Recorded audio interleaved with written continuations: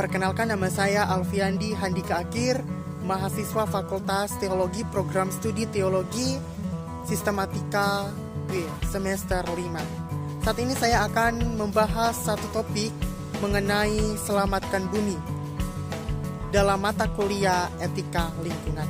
Untuk itu mari bersama kita bahas lebih lanjut lagi tentang materi yang akan saya bahas saat ini. Keadaan bumi sekarang ini dengan pemanasan global yang terus meningkat, jumlah plastik tersebar di darat dan lautan yang produksi serta konsumsinya tidak dapat lagi dihentikan. Juga sumber air bersih yang mulai langka. Tentunya peristiwa-peristiwa tersebut merupakan dampak dari aktivitas manusia di bumi selama ini yang kurang memperhatikan lingkungan.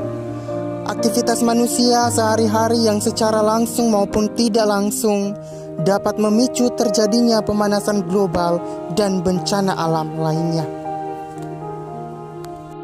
Maka dari itu, sebagai makhluk hidup penghuni bumi, kita juga berkewajiban untuk bisa menjaga bumi kita yang semakin tua ini.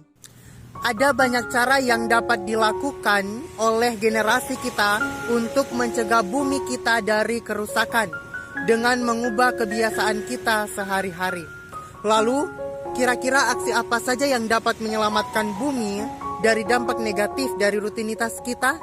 Mari kita simak bersama 5 aksi yang dapat kita coba sehari-hari. Yang pertama, gunakan serbet. Kurangi penggunaan tisu. Aksi yang pertama adalah kurangi penggunaan tisu. Penggunaan tisu yang berlebihan bisa menyebabkan efek global yang sangat masif. Diawali dengan penebangan hutan untuk memproduksi pulp atau bubur kertas, erosi tanah yang dihasilkan gundul akibat gas karbon akibat hutan, yang berimbas pada peningkatan CO2 di atmosfer yang menyebabkan suhu bumi.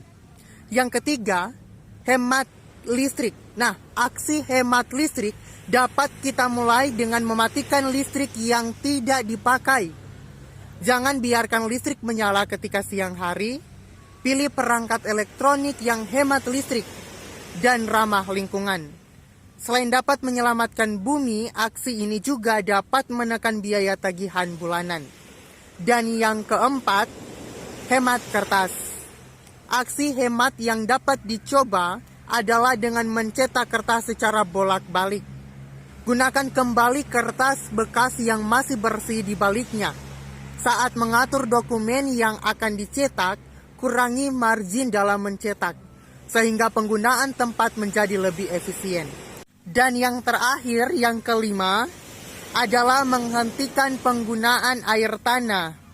Aksi ini sebenarnya sudah digaungkan oleh banyak lembaga pemerintahan, bahkan terdapat undang-undang yang mengaturnya. Nah, mungkin kita bertanya, apa hubungan dari mengakhiri penyedotan air tanah dengan kerusakan bumi? Nah, pengambilan air tanah untuk digunakan secara masif akan memberikan dampak yang buruk bagi wilayah tersebut. Nah, penyedotan air tanah akan menyebabkan permukaan tanah turun, yang akan terus meningkatkan potensi banjir, bencana longsor, tanah ambles, dan intrusi air laut. Nah, ada banyak cara yang bisa dilakukan oleh generasi kita guna menyelamatkan bumi dan mencegah terjadinya bencana alam. Mulai saat ini mari kita tunjukkan kepedulian kita.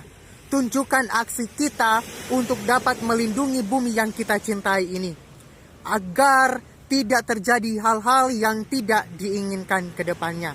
Untuk itu mari kita tunjukkan kepedulian kita tunjukkan aksi kita untuk dapat menjaga, melindungi bumi yang kita cintai ini.